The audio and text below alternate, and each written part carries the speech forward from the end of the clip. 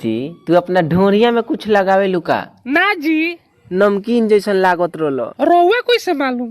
तू सुतर रहली हनु त हम एक बार चाट ले बानी। रे तू आज स्कूल से भागल बारिस? हाँ। रोक तो रे, बड़ा मुंह फाड़तानी, रुकते। चलो ना, हम माई तो कह के पिटवा दे।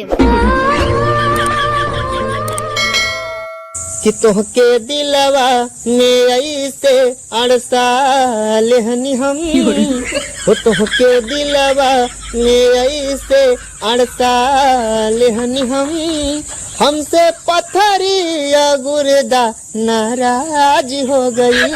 रे माई एगो बात पूछ बेटा, मौसी काहे बार बार भागे ले री? रुक जा, ए नती, हमर बहिन उसन नाही हो।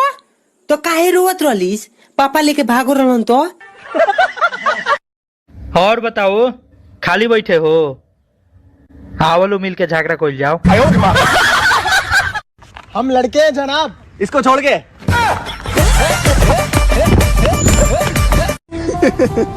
यार मोबिन, तुम दिल के बहुत अच्छे हो। Thank you. और शकल का? तुम दिल के बहुत अच्छे हो।